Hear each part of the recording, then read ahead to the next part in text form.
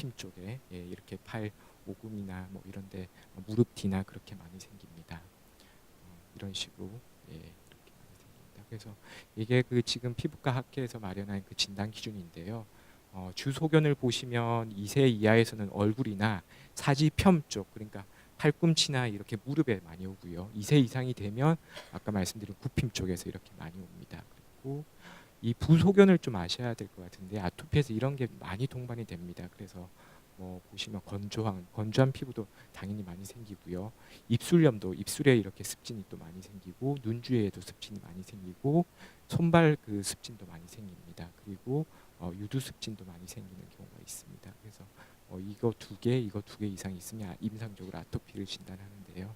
임상적으로 진단에 아주 애매한 경우도 많긴 많습니다. 치료를 보시면 뭐 선생님들 뭐 다 아시겠지만 습진성 피부 질환에서는 많은 경우가 습진성 피부 질환인데 치료는 거의 비슷합니다. 뭐 토피컬 스테로이드 쓰고 뭐 심할 때는 스테로이드 조금 쓰고 항히스타민제로 가려움증 조절해 드리고 그러는데요. 그 결국 아토피에서도 뭐 경한 경우에는 뭐 스테로이드나 요즘에는 이게 결국 아토피 피부 질환은 뭐 만성적인 습진 컨디션이기 때문에 스테로이드만 쓸 수는 없습니다. 그래서 칼시누린 이니비트라고 좋은 스테로이드 성분이 들어가지 않는 그런 국소 제제가 나와 있습니다. 보험도 다 되기 때문에 아토피 환자가 오시면 이런 걸 처방해 보셔도 좋을 것 같습니다. 그리고 가려움증은 항히스타민제를 조절하고 급성기 이렇게 악화될 때는 전신 스테로이드를 좀 쓰기도 하는데요. 만성으로 계속 오랜 기간을 쓰면 역시 부작용 때문에 여러 사이드 이펙트가 있다는 건 알고 계실 것입니다. 그래서 이렇게 꼭 장기적으로 스테로이드를 써야지만 경구 스테로이드를 써야지만 조절이 되는 환자분 같은 경우에는 임무 모듈레이터 면역 억제제를 쓰는데요. 대표적인 게 사이클로스포린입니다. 사이클로스포린은 또 개원가에 계시는 쌤들도 이렇게 쓰시는 분도 있는데요. 쓸 때는 BP 그러니까 고혈압이 생길 수도 있고 그리고 그 레날 펑션에 좀 영향이 있을 수 있기 때문에 올 때마다 좀 혈압을 재고 그다음에 레날 펑션을 좀 팔로우하는 것이 필요하고 소화에서도 큰 부담 없이 쓸 수 있는 약제고 그 뭐 약간의 컨트로버시는 있을 수도 있지만 한 2년 정도까지는 계속 쓸 수 있는 것으로 그렇게 알려져 있습니다.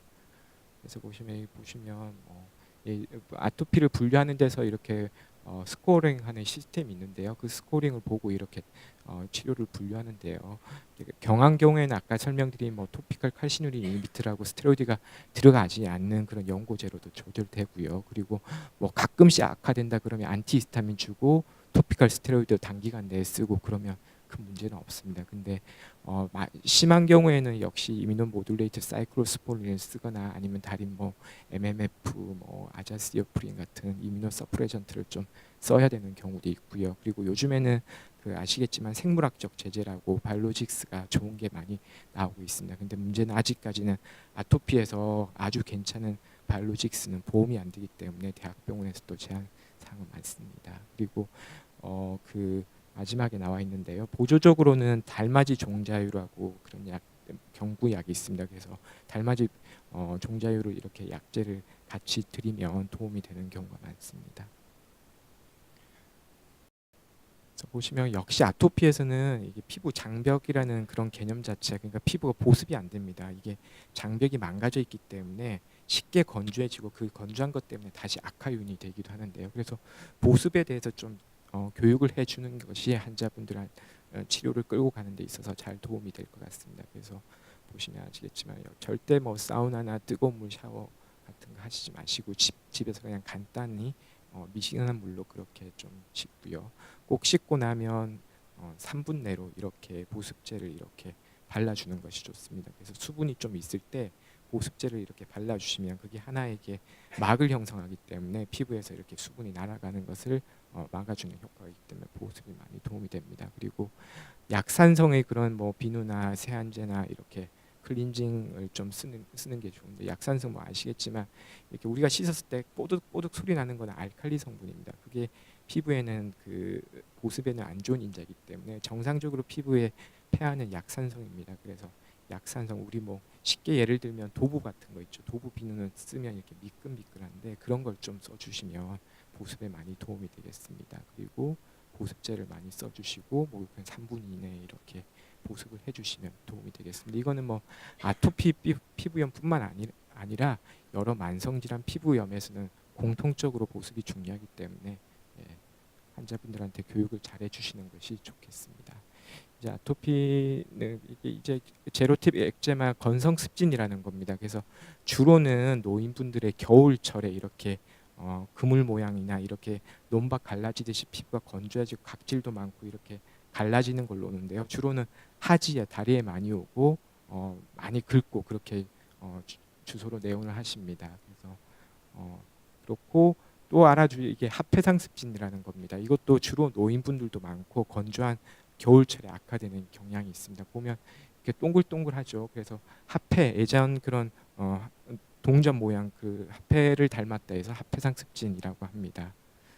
그래서 보시면 합해상 습진도 결국은 원인은 그 명확치는 않습니다. 하지만 이렇게 유전적으로 좀 그 내재되어 있는 병이고요. 겨울철에 이렇게 건조한 면 많이 생기고 주로 고령에서 많이 생기는 것이 특징이고 주로는 이렇게 동글동글동글하게 이렇게 생기지만 아주 심한 경우에는 전신에 이렇게 다른 구진 이렇게 뼈두락지처럼 이렇게 올라오는 경우도 있습니다. 근데 주로 주된 병변은 이렇게 동글동글한 그런 주로 하지에 약간의 우징도 있을 수가 있고요. 진물 같은 것도 있을 수 있고 크러스트가 앉을 수도 있고 그런 병변을 주소로 내원합니다.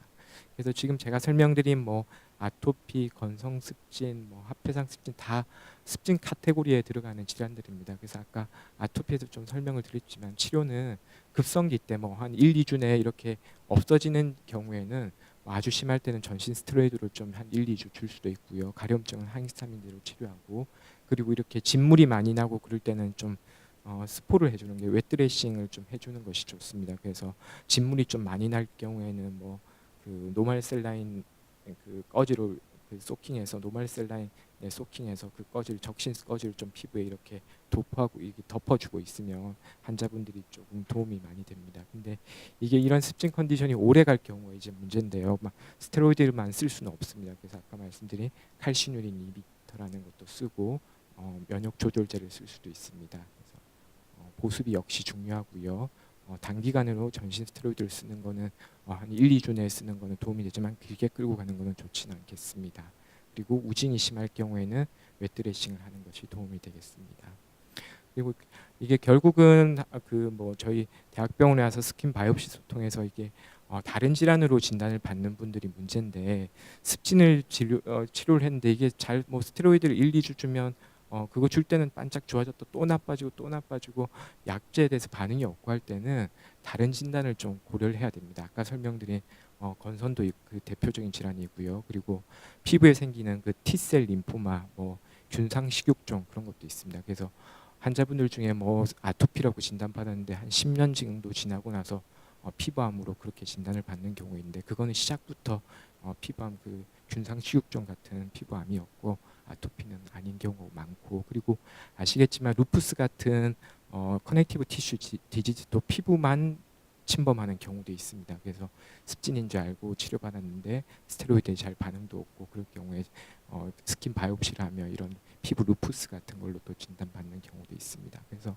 한 번쯤은 잘 안 낫는 경우가 있는 것 같다 그러면 대학병원에 가서 스킨 바이옵시를 한번 조직 검사를 받아보시는 게 어떻겠냐 그렇게 한번 설명을 해주시는 것이 좋을 것 같습니다. 그래서 아까 말씀드린 항히스타민제는 1세대, 2세대 이렇게 있는데요. 2세대 H1 이니비터가 좀 덜 졸린 걸로 되어 있습니다. 그래서 항히스타민제에 대해서 이렇게 그 졸림이 오는 민감성은 환자분마다 다 다른데요. 어떤 분들은 정말 항히스타민제를 2세제 이상 여러 가지를 믹스해도 써도 전혀 졸리지 않는 분도 있고요. 어떤 분들은 안 졸리다고 하는 H1 2세대를 한 알 정도만 먹어도 졸린다고 하는 분도 있습니다. 그래서 그게 사람마다 다 민감성이 다른데요. 그래서 보통은 최근에는 H1 이니비터의 2세대를 많이 쓰고 여기에 반응이 없을 때는 타감의 시메티딘 같은 것도 도움이 되는 것으로 되어 있습니다. 그리고 가려움증이 조절이 안 될 때는 여러 가지 항히스타민제를 이렇게 믹스를 하기보다는 기존 항히스타민제를 좀 증량부터 해보는 것이 맞습니다. 그리고 최근에 보험 그 삭감 경향을 보면 여러 가지를 또 쓰면 삭감되는 경향이 많고 단독 제제를 증량하는 경우에는 큰 문제가 없기 때문에 교과서적으로도 증량을 하는 것이 먼저인 것으로 나와 있습니다. 그리고 아주 급성기일 때는 스테로이드를 쓸 수 있고요. 아무튼 이런 스테로이드를 계속 쓸만한 컨디션이라면 사이클로스포린이나 마이크로페놀레이트 이런 것도 쓰기도 합니다. 이게 그리고 스테로이드 뭐 토피칼 제제, 연고 크림 제제 많이 알고 계실 텐데요. 문제는 그런 스테로이드를 얼마나 적절하게 잘 사용하냐가 문제입니다. 그래서 이게 토피컬 스테로이드가 이렇게 포텐시에 따라서 뭐 미국, 유럽, 일본에 따라서 이게 그레이딩하는 게 다른데요. 미국에서는 1에서 7단계까지 이렇게 그룹핑을 하고 있습니다. 그래서 가장 약한 거는 뭐 하이드로코티존 이런 건데요. 다시 뒤에 설명을 드릴 겁니다. 그래서 뭐 소아나 아주 어린 나이나 아니면 노인에서 피부가 좀 얇은 상태에서는 약한 걸 써줘야 되고요. 높은 뭐 아주 높은 클로베타졸 같은 거를 뭐 소아에 처방하거나 얼굴에 이렇게 바르고 주시면 적절치는 않겠습니다. 그래서 이걸 크게 이렇게 구분해 보면 우리가 좀 들어보셨을 거면 더모베이트, 뭐 네리소나 프로졸 이런 건 아주 강하기 때문에 피부가 두꺼운 손 발바닥에 처방을 해주셔야 되고요. 더마톱, 그다음에 제마지스, 데스오엔, 뭐 리도맥스, 락티케어 이런 거는 로우 포텐시기 때문에 안면부나 성기 부위 같이 이렇게 민감한 피부나 얇은 피부에도 얇은 피부에 처방하셔도 큰 문제가 없겠습니다. 이게 아까 설명드린 토피컬 칼시누린 이니비터고 아토피에 지금 그 급여로 되어 있고요. 그래서 만성 습진 컨디션에서는 이렇게 스테로이드만 쓸 수 없으니까 이런 거를 많이 쓰고 있습니다. 그래서 아직까지는 뭐 아토피와 그다음에 피부 루푸스, 그다음에 피부 백반증 이 정도에서 급여가 되고 있는데요. 뭐 습진인데 뭐 계속 이거 스테로이드를 쓰기가 부담스럽고 그럴 때는 뭐 환자분한테 설명을 드리고 비급여로 처방하실 수도 있겠고요. 아니면 습진인데 아토피인지 좀 애매하다 그럴 때는 아토피 코드를 넣고 이런 걸 써주셔도 될 것 같습니다. 이게 이제 지루성 피부염입니다. 그래서 지루성 피부염은 결국 우리가 이렇게 헤어가 있는 부위에 잘 생기는 습진 컨디션입니다. 그래서 헤어나 이렇게 땀샘이 많은 부위에 생기는데요. 두피나 이렇게 얼굴의 센트럴 에어리어, 그러니까 T존이라고 하는데요.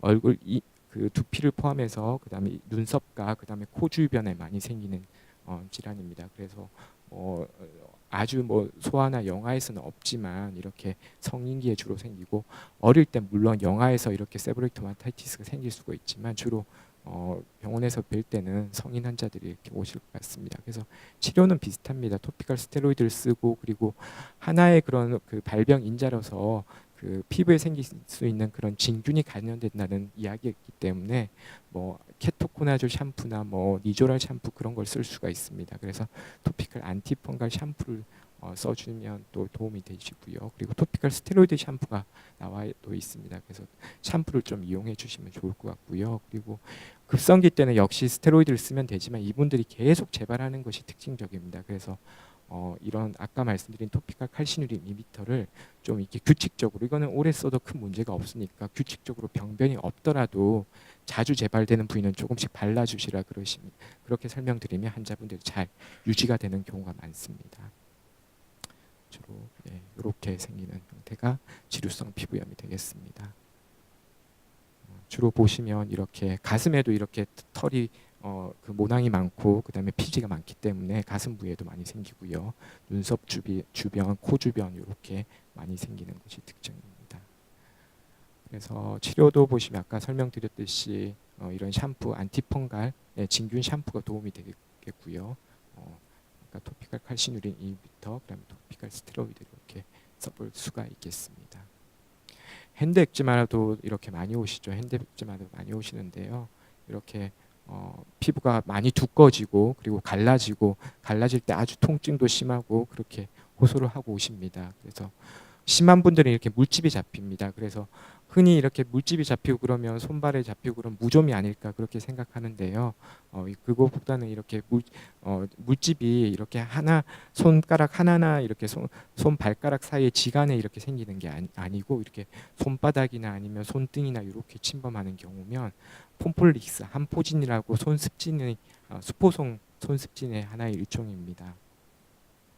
그래서 대부분 이렇게, 그래서 외래에서 보면 이렇게 각질이 많고 갈라지고 그러면 무좀이랑 애매한 경우가 많습니다. 그래서 대학병원에서는 KOH를 이렇게 긁어서 이렇게 펑거스 균이 있는지 보는데요. 애매한 임상적으로 보면 정말 감별이 안 되는 경우도 많습니다. 그래서 그 손습진이 같은데 무좀인지 좀 애매한데 일단 스테로이드를 처방을 해드려 봤는데 환자분들이 안 좋아지는 것 같다. 그러면 펑거스도 한번 고려해 보시고요. 그래서 약제도 한번 그 안티펑갈로 이렇게 바꿔 보시고 그래도 애매하다 그러시면 케어이치나 그런 걸 검사를 위해서 대학병원에 의뢰를 주시면 되시겠습니다.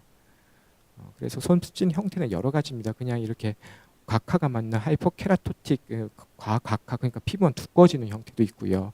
아까 설명드렸듯이 이렇게 수포가 많이 잡히는 한포진이라는 형태도 있습니다. 그래서 치료는 뭐 아까 제가 처음에 설명드렸지 이것도 습진성 컨디션이기 때문에 비슷합니다. 근데 최근에 보시면 여기 경구제제에 보면 레티노이드가 있는데 비타민 A 유도체가 잘 듣습니다. 알리트레티노이라고 대웅제약에서는 알리톡이라고 있는데요. 근데 저 약제가 지금까지는 가장 그래도 경구제 중에서는 효과가 좋고 에비던스가 높은 걸로 돼 있는데 문제는 그 비타민 A 유도체가 임산부한테는 쓰면 그 테라토제네시티가 있기 때문에 가임기 여성에는 쓸 수가 없는 게 단점입니다. 그래서 여러 매스컴에서 보셨겠지만 뭐 여드름 치료제나 이런 손습제 치료제가 비타민 A 유도체기 레티노이드 계열이기 때문에 가임기 여성분들한테 처방을 못합니다. 국소 제제로서는 뭐 유리아라고 많이 들어보셨을 겁니다. 이렇게 요산 이렇게 조금 피부를 연화를 해주는 거와 그다음에 에몰리언트 베리어 크림 그건 손 보습제입니다. 보습제 열심히 쓰시고 유리아 그러니까 연화제 좀 쓰시고 토피컬 스테로이드를 처방해 보시면 될 것 같고 역시 여기도 토피컬 칼시누린 이니비터 나옵니다. 그래서 저런 거 써보시다가 안 되면 토피컬 레티노이드 그런 거 비타민 A 유도체 경구제를 써볼 수는 있는데요. 아무튼 가임기에서는 조심해서 써야 되는 것이 사실입니다. 쭉 나와 있고요. 그래서 손습진 환자에서 이렇게 생활 중에 어떻게 관리를 해야 되냐 그렇게 물어보시는 분들이 많은데요. 일단은 이게 그 저희 교과서에 나와 있는 건데 뜨거운 물은 피하는 게 좋습니다. 뜨거운 물 자체가 스킨 베리어, 피부 보호막을 망가뜨리는 요인이기 때문에 뜨거운 물 피하시고요. 손습진 환자에서는 손 보습제를 하루 10번 이상 쓰는 걸로 되어 있습니다. 그리고 손 씻고 역시 보습제 바로 발라야 되고요. 밤에는 이렇게 연고 같은 걸 바르고 비니글러브 같은 걸 끼고 주무시라고 그렇게 설명을 드립니다. 그만큼 흡수가 잘 되기 때문에 그래서 밀폐 보습 요법을 하시고요. 그리고 그 뜨거운 물 15분 이상 물로 씻지 않고 흐르는 물을 쓰는 걸로 되어 있습니다. 이게 결국 뭐 그 고여 있는 물에는 여러 가지 비누 성분이 그렇게 자극이 될 수 있기 때문에 흐르는 물에 씻는 걸로 되어 있고 젖은 상태에서는 장신구도 피하라고 되어 있습니다. 젖은 상태에서는 이렇게 피부가 이렇게 수분을 많이 가지고 있으면 여러 가지에 의해서 알러지도 생길 수도 있고 자극이 잘 되기 때문에 장신구 금속에 대해서도 자극이 될 수 있기 때문에 젖은 상태에서는 장신구를 피하는 걸로 설명이 되어 있습니다. 지금까지 제가 습진에 대해서 쭉 말씀드렸는데 다음으로 이제 건선병변입니다. 그래서 습진의 환자분들이 호소하는 게 가렵다는 겁니다. 가렵다는 건데 건선은 이게 습진처럼 생겼는데 환자분들이 잘 가렵다고는 설명 안 합니다. 가끔 가려울 수도 있는데 보는 것보다는 가렵지 않다고 하십니다. 그리고 각질이 이렇게 많습니다. 각질이 이렇게 많고 그래서 전신에 쫙 깔려 있는데 가렵지는 않고 이게 각질도 많고 피가 두꺼워져 있다 그러면 건선을 한번 의심해 보셔야 됩니다. 그래서 이렇게 이 조직 검사 소견을 보더라도 이게 각질이 많은 상태이거든요. 각질이 이렇게 많고요. 이렇게 전신을 다 침범할 수도 있습니다. 그리고 손 발바닥에 많이 생깁니다. 그리고 이렇게 고름을 형성하는 경우도 많고요. 손발바닥이 이렇게 고름 물집을 많이 형성합니다. 그냥 맑은 물집이 아니고 노란색으로 그런 물집이 생깁니다. 이게 그리고 손 발톱을 보니까 이렇게 또 손발톱 변형들이 많이 옵니다. 그래서 좀 그러니까 무좀이 손발톱 조각 백선이 아닐까 또 그렇게 생각하시는데요. 건선 환자들에서는 이렇게 손발 변형이 그 펑거스와는 관련 없이 손발 변형이 많이 생기십니다. 그래서 건선은 역시 겨울에 많이 건조한 피부에서 많이 악화가 되고요. 햇볕을 쬐면 좀 호전이 되는 경우가 많고 목감기나 이렇게 스테롭토코칼 인펙션에 의해서도 악화되는 경우가 많습니다. 그래서 건선은 아무튼 그 포토세라피를 해야 됩니다. 강치료를 해야 되는데 물론 경한 경우에는 토피컬 스테로이드나 아니면 토피컬 그 비타민 D 유도체나 뭐 이런 걸 조절해 볼 수는 있지만 잘 조절이 안 됩니다. 그래서 대부분의 경우에는 광선 치료를 좀 해주셔야 되고요. 그래서 보시면 토피컬 제제로 콜티코스테로이드나 비타민 D 유도체를 많이 쓰고요. 이걸로 조절이 안 되면 광선 치료를 하고, 최근에는 역시 건선에서도 생물학적 제재를 많이, 바이올로직스를 많이 쓰고 있습니다. 그래서 최근에는 또 보험 급여가 많이 되기 때문에 그동안 고생하시던 환자분들이 이런 생물학적 제재 투여로 많이 도움을 받고 계십니다. 그래서 토피컬 제재는 설명드린 콜티코스테로이드, 바이타민 D 이렇게 있고요. 네. 요즘에 아무튼 바이올로직스가 많이 나와서 큰 도움을 받고 있습니다. 다음은 이제 바이러스성 질환 중에서 좀 병원에서 선생님들께서 많이 볼 수 있는 질환에 대해서 조금 설명을 드리도록 하겠습니다. 수족구병인데요. 뭐 애기들 뭐 많이 오고, 그리고 애기들이랑 같이 있는 부모님한테도 이렇게 생길 수도 있습니다. 그래서 콕사키 바이러스 타입 A 16번에 의해서 제일 많이 생기고요. 뭐 엔테로 바이러스에서도 생길 수도 있습니다. 그래서 병변 이게 저희 우리나라 데이터인데 매년 사망자가 한두 명씩은 있습니다. 그래서 조금 이렇게 좀 열이 많이 나고 그럴 때는 좀 얼럿하게 봐야 되는 게 사실인 것 같습니다. 그래서 뭐 아기가 뭐 열이 나고 나서 좀 컨디션이 떨어졌는데 뭐 입안에 보니까 이렇게 좀 물집 같은 게 있고 좀 이렇게 벗겨진 게 있다. 그래서 보통 병원에 올 때는 베지클 물집이 수포가 터진 상태로 옵니다. 그래서 벗겨진 이렇게 얼서레이션 궤양으로 이렇게 오는 경우가 많고요. 입안에 뭐 이런 게 열이 있고 나서 입안에 이런 게 생기고 손발에 이렇게 좀 이렇게 어떻게 쉽게 보면 그냥 뼈드락지 같이 이렇게 동글동글하게 생겼다. 그리고 어떤 곳은 물이 차 있는 것 같이 보인다. 그러면 수족구병을 좀 의심해 보셔야 됩니다. 그래서 요즘에 최근 뭐 매년마다 매스컴에 좀 나오는 게 엔테로바이러스 71번에 의한 그런 수족구병입니다. 그래서 콕사키 바이러스 같은 경우에는 그냥 특별한 컴플리케이션 시컬레 없이 그렇게 지나가는 경우가 많은데요. 엔테로바이러스 71번 엔세팔라이티스와 관련이 있기 때문에 그 사망자도 발생하고 그렇습니다. 그래서 수족구병인데 열이 너무 오래 가는 것 같고 조금 그렇다. 그러면 컨디션이 너무 떨어진다. 그러면 뭐 큰 병원에 가보시라고 그렇게 설명하시는 게 좋을 것 같습니다. 수족구에서는 또 피부 질환, 피부에 또 아까 설명드린 그런 거 말고 수족구병이 지나가고 났는데 뭐 애기든 성이든 상관없이 이게 손발톱 모양이 이상해졌다 이런 분들이 꽤 있습니다. 그래서 수족구 바이러스가 이렇게 손발톱을 만드는 손톱, 그러니까 쉽게 설명드리면 손톱 발톱을 만드는 손톱 성장판 같은 손톱 기질이라는 부위가 있는데요. 그 부위에 나쁜 영향을 끼칠 수 있기 때문에 이렇게 손발톱 변형이 또 생기는 경우가 있습니다. 그래서 아기가 뭐 수족구병을 한 달, 두 달 전에 알았는데 그 손톱 모양이 이상해졌다 그러면 뭐 손발톱 무좀이 아니라 수족구병에 의한 가능성이 높다. 그렇게 설명하시면 아주 정확하게 진단이 될 것 같습니다. 그리고 최근 그 올해 작년 말부터 올해 초까지 그 많이 났던 홍역인데요. 그래서 홍역은 역시 피부 병변을 좀 유의하게 봐야 되는 게 이렇게 3C라고 하죠. 그래서 코감기나 뭐 기침, 그다음에 결막염이 있고 나서 입안에 이렇게 코플리 스팟이라는 게 생깁니다. 그래서 이렇게 붉은색 바닥에 모래알을 딱 뿌려놓은 것처럼 짜잘짜잘하게 흰색으로 쫙 깔리는데요. 이게 보통 이런 게 지나가는 시점에서 이렇게 입안에 생깁니다. 그리고 열이 생기고 나서 열이 보시면 열이 이렇게 올라가고요. 그리고 3C 코프랑 그다음에 코감기랑 컨정티바이티스 결막염이 있고 나서 입안에 아까 보여드린 그런 코플릭 스팟이 생기고요. 그 뒤에 몸통에 이렇게 레시가 생기는 것이 홍역입니다. 그래서 열이 올라가는 시점에서 이런 게 생겼다가 열이 떨어지는 시점에서 몸통에 레시가 생기는 것이 홍역의 특징적인 경과가 되겠습니다. 그래서 몸통에는 아까 입안에는 그런 게 생기고요. 몸통에는 이렇게 그냥 모빌리폼 익산템이라고 하는데요. 이렇게 그냥 점점점점점점 이렇게 쫙 깔립니다. 이게 경구부터 시작해서 몸통으로 이렇게 퍼져나가는 것이 특징적인데요. 그 약발진 환자들은 많이 보셨을 겁니다. 그래서 모양 자체는 약발진이랑 정말 비슷한 그런 익산템이 이렇게 홍역에서 많이 생깁니다.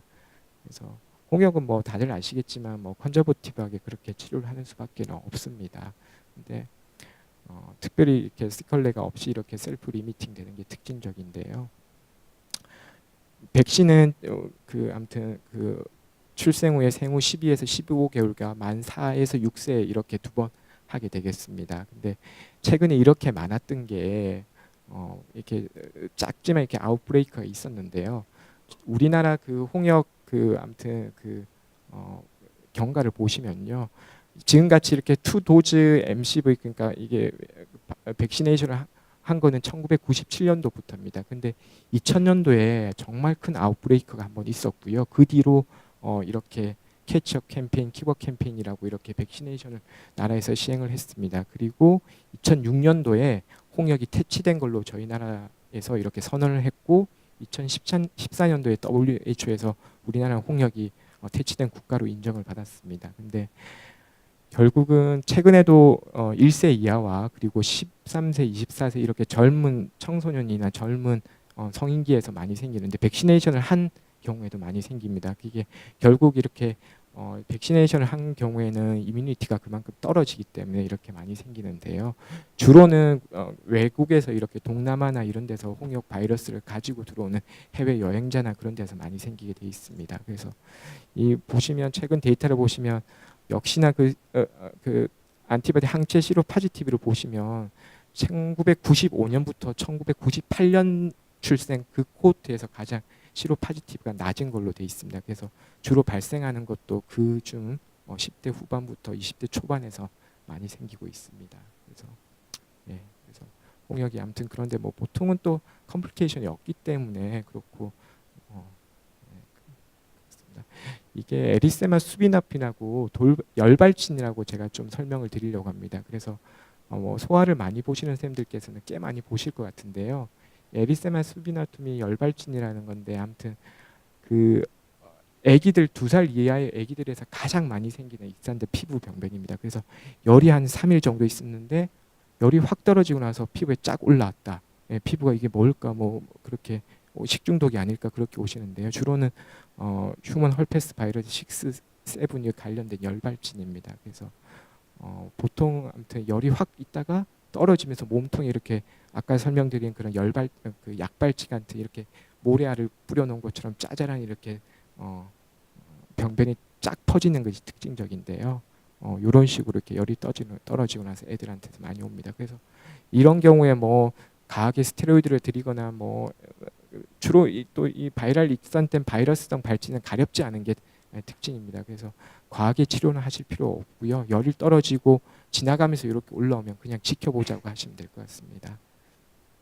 네, 그래서 치료도 그냥 열이 날 때만 이렇게 컨저버티브하게 해주고요. 피부 병변에 대해서는 특별히 해줄 게 없고 저희가 뭐 밤에 그 대학병원의 응급실에 이렇게 이런 걸로 많이 오는데요. 대부분 다 이런 겁니다. 그래서 특별한 치료 안 하셔도 지나가는 걸로 그렇게 설명을 해주셔도 될 것 같습니다. 다음에 그 헐페스 심플렉스 바이러스 잠시 말씀드리겠습니다. 그래서 크게 보면 심플렉스 타입 1과 심플렉스 타입 2가 있는데 경구에 이렇게 그 입 주변에 많이 생기는 건 타입 A고 그다음에 성기부에 생기는 게 타입 2입니다. 그래서 보시면 이게 그 프라이머리 오로 라비알 헐페스 심플렉스는 주로 이렇게 그냥 혀나 아니면 구강 점막 내 이렇게 얼소로 이렇게 생기는데요.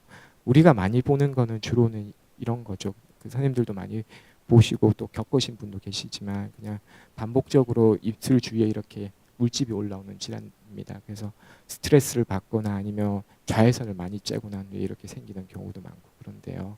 주로 올라오기 전에 물집이 생기기 전에 특이한 좀 느낌이 있습니다. 어떤 분들은 되게 따갑다고 호소하는 분도 있고 간질간질하다가 이렇게 물집이 생기는 분들이 있습니다. 그래서 치유가 안 되죠. 이게 바이러스를 없앨 수 있는 그런 약제가 없기 때문에 치유가 안 되는 거고 계속 재발이 된다. 그걸 설명을 해주시면 될 것 같습니다. 근데 한번 올랐을 때 너무 고생하시는 분들도 있기 때문에 바이럴 에이전트를 쓰기도 하는데요. 그래서 이게 재발성 그 헐페스 라비알리스에서는 뭐 이게 바이버 크림, 이게 아시클로버 이렇게 토피칼 제제인데요. FDA에서는 그동안 그 FDA에서 승인된 약은 아닙니다. 그리고 지금까지 여러 가지 문헌에 봐도 근거 자체는 없습니다. FDA에 승인된 거는 이런 거 보시면 펜시클로버 크림이나 도코사놀 크림 이런 게 도움이 된다고 돼 있는데요. 국내에는 들어와 있지 않습니다. 그렇지만 뭐라도 드려야 되기 때문에 이런 아시클로보 제제를 드리는데요. 크게 도움이 안 되는 것이 사실입니다. 오히려 도움이 되는 시기는 환자분들이 이제 재발성 경량을 알고 계신다면 처음에 초기에 이렇게 느낌이 좀 이상할 때 간질간질하거나 좀 따가운 느낌이 든다고 할 때 초기에 발라주시면 조금 도움이 되지 이미 물집이 생기고 뭐 딱지가 생긴 상태에서는 발라도 특별히 도움은 안 되는 걸로 돼 있습니다.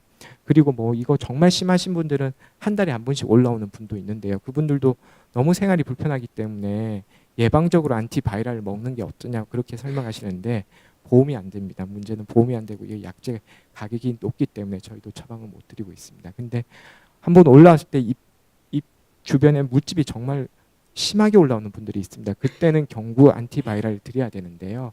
팜시클로버나 뭐 아시클로버 한 5일 정도 먹으면 되고요. 그다음에 팜시클로버 같은 경우에는 그 원데이 레지멘이 있습니다. 그래서 요 정도 드리면 뭐 보험에 5일 정도 드리면 보험에 특별히 삭감되는 경우는 없는 것 같습니다. 그리고 아까 말씀드렸듯이 안티바이럴을 이렇게 프로필락틱하게 계속 재발하는 분들한테 계속 주는 거는 국내에서는 이렇게 어려운 게 사실이고요. 요즘에 대상포진은 백시네이션이 있는데 이거는 그 단순포진은 백시네이션이 없습니다. 그리고 단순포진에 있어서 또 설명드릴 게 대상포진은 보통 환자분들이 이렇게 띠를 두르고 선상으로 생기는 경우가 많은데 요거는 물집이 몽글몽글 이렇게 모여 있습니다. 그래서 환자분들 보시면 가끔 이렇게 엉덩이나 뭐 몸통에 그냥 동글동글하게 이렇게 선상이 아니라 물집이 이렇게 그룹티드 베지클이라고 이렇게 모여 있는 경우가 있는데요. 그 경우는 대상포진이 아니고 단순포진입니다. 그래서 그걸 대상포진으로 알고 이렇게 또 대상포진 백시네이션 하는 분들도 있는데요. 병변에서는 좀 대상포진 넓게 선상을 띄고 요거는 이렇게 좁은 범위에서 또 이렇게 모여 있는 것이 특징이겠습니다.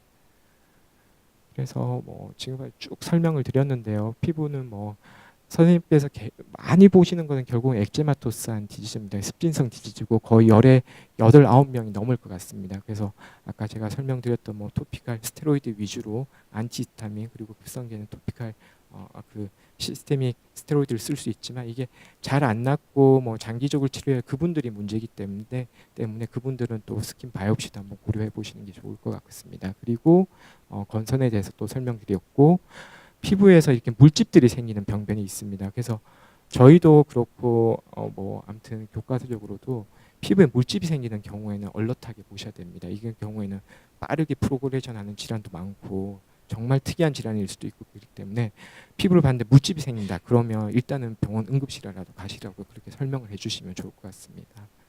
그리고 그래서 피부과에서 뭐 저희 뭐 스킨 바이옵시도 하고 뭐 펑거스 진균질환 KOH도 하고 그렇게 하는데요. 아무튼 저희가 볼 때 이거는 꼭 피부과 가서 뭔가 워크업을 더 해야 되겠다. 그런 컨디션은 아까 말씀드렸듯이 이렇게 피부가 물집이 생기는 경우입니다. 그래서 물집이 생기는 게 감염성 질환일 수도 있고요. 그리고 약 같은 거 먹고 나서 TN이 생기는 경우도 있고요. 그다음에 치킨박스는 당연하고 헐페스가 또 광범위하게 생기는 경우도 있고 자가면역성 수포진이라고 오토이문으로 이렇게 또 물집이 올라오는 질환이 있습니다. 그래서 물집이 보이고 열이 난다. 그럴 경우에는 빠르게 또 프로그레션 할 수 있기 때문에 꼭 응급실이나 대학병원에 빨리 가라고 그렇게 설명해 주시면 가장 정확한 진단이 될 것 같습니다. 그리고 습진으로 알고 치료했는데 잘 안 낫고 뭔가 좀 모양이 이상하다 그러면 아까 설명드렸듯이 뭐 큐테너스 T셀 림포마인 경우도 있고 그렇기 때문에 좀 조심을 해주시는 게 좋을 것 같습니다. 제가 이 남은 시간은 피부과 이렇게 환자 보실 때 좀 되게 상식적인 건데 좀 물어보는 게 있을 것 같습니다. 그래서 그걸 좀 넣어봤는데요. 연고를 바를 때 피부에 뭐가 올랐는데 보습제를 바디로션을 써야 될까요? 그렇게 물어보는 분도 있습니다. 그리고 두드러기가 생겼는데 보습제를 써야 될까요? 물어보시는데 당연히 써주셔야 됩니다. 그래서 여러 가지 뭐 피부 병변 습진이 됐던 여러 가지 카테고리 질환에서 피부 보호막은 다 망가져 있기 때문에 보습제는 꼭 써주셔야 될 것 같고요. 보습제가 쓰는 게 피부 그 토피칼 제제를 바르는 데 있어도 그런 효과를 좀 증진시키는 방법이 될 수가 있겠습니다. 그래서 피부가 이렇게 장벽으로 이렇게 복잡한 구조지만 이렇게 쉽게 생각하면 장벽으로 형성돼 있는데요. 뭐 아까 질환도 있었죠. 그 건성 습진이나 그렇게 되면 이렇게 수분이 다 날아갑니다. 그러면 이 수분이 다 날아가면 결국은 이 건조한 것 자체만으로도 염증성 그런 캐스케이드가 형성되기 때문에 수분이 날아가는 것 자체가 질환이라고 볼 수가 있습니다. 그래서 여러 질환에서는 이렇게 장벽이 망가지고 이렇게 수분이 날아가고 그러면 거기서 염증성 사이토카인 같은 거 나오기 때문에 꼭 보습제를 발라주셔야 됩니다. 아토피도 당연히 그렇게 그 피부 장벽이 다 망가져 있고 건조해지는 게 특징적이고 그걸로 이렇게 악순환이 되는 것이 특징입니다. 그래서 보습제를 꼭 써주셔야 되고 이게 피부 연고제 같은 경우는 또 자극이 잘 되기 때문에 그런 자극을 예방하는 데 있어도 보습제를 잘 써주셔야 됩니다. 그리고 그런 그 연고제나 이 도포제를 부작용을 줄이는 데 있어서도 이런 보습제를 써주는 것이 중요하겠습니다. 그래서 뭐 요즘에 뭐 그 의료용 기기로 이렇게 인증받은 보습제가 많습니다. 그래서 뭐 이름에 주로 MD가 들어가는데요. 뭐 제가 여기서 말씀드려도 될지 모르겠지만 뭐 대웅 뭐 이지듀 MD 뭐 그 아토베리어 MD 제로이드 MD 그런 게 MD가 들어간 게 있습니다. 그런 거는 또 그 실비 보험도 되고 그렇기 때문에 환자분들도 보험이 적은 그 부담이 적은데요. 그런 걸 좀 이용해주고 그러면 환자분들도 피부 관리에 많이 도움이 될 것 같습니다. 그래서 그리고 또 환자분들이 오시면 이게 뭐 피부가 습진병변 주로 습진병변에서 심하면 이렇게 우징이 되고 진물이 나는데 발라도 연고가 흡수가 안 됩니다. 그래서 이럴 때 어떻게 되냐 물어보시는데 로션 타입과 크림 타입을 적절하게 이렇게 선택해 주셔야 됩니다. 그래서 이렇게 웨트한 그러니까 우징이 많이 되고 습한 병변에서는 이런 로션 타입을 이용해 주셔야 됩니다. 이렇게 잘 펴지는 거, 데스웬 로션, 뭐 리도맥스 로션, 락티케어 로션 이런 걸 이용해 주셔야 되고요.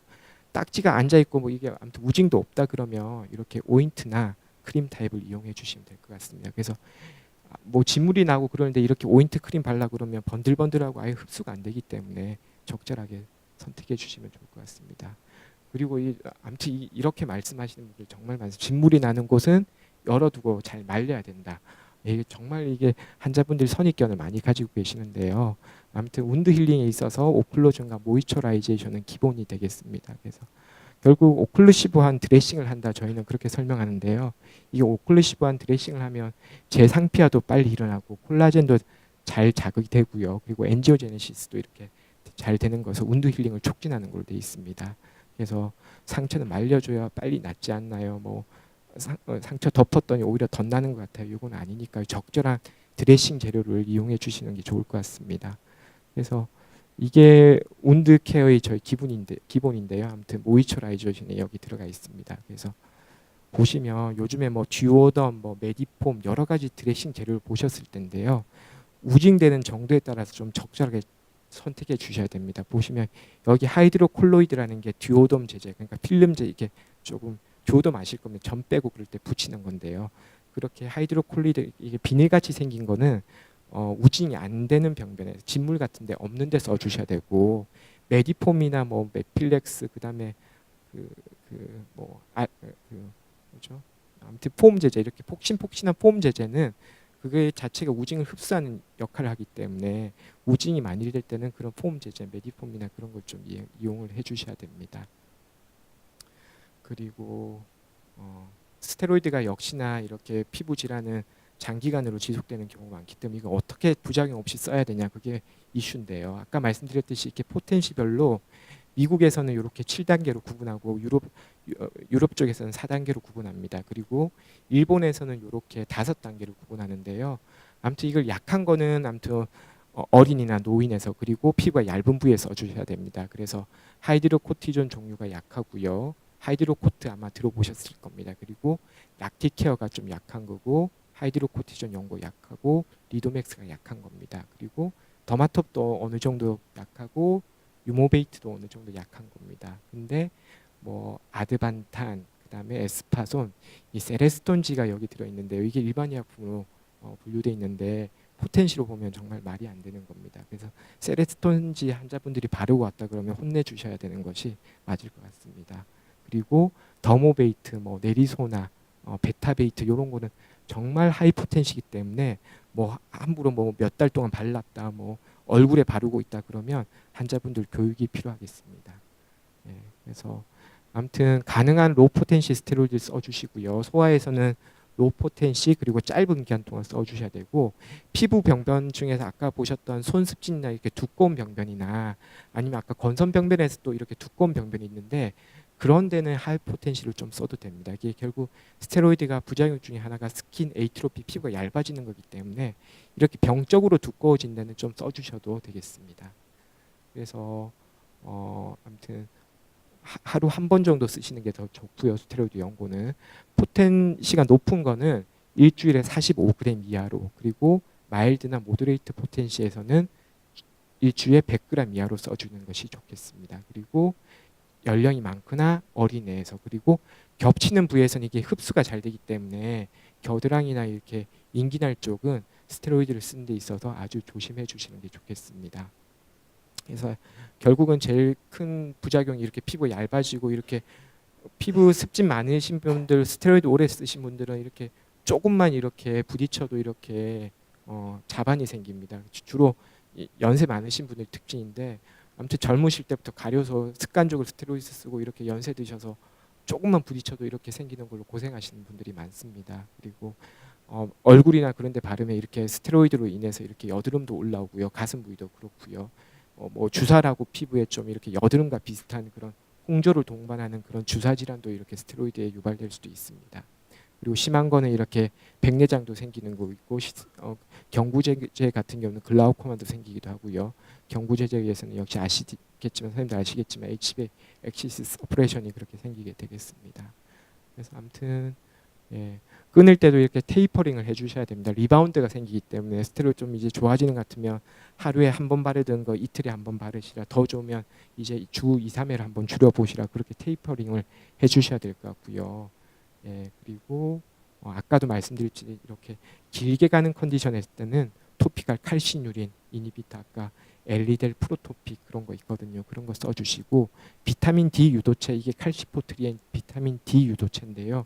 이런 것도 한번 습진에서도 쓸 수는 있습니다. 그래서 해주시고 좋겠습니다. 그래서 신체 부위에 있어서 얼굴은 꼭 얼굴 성기 부위 이런 부위는 로우 포텐시, 그리고 짧은 기간 쓰시고요. 오클루전이 되면 안 됩니다. 그리고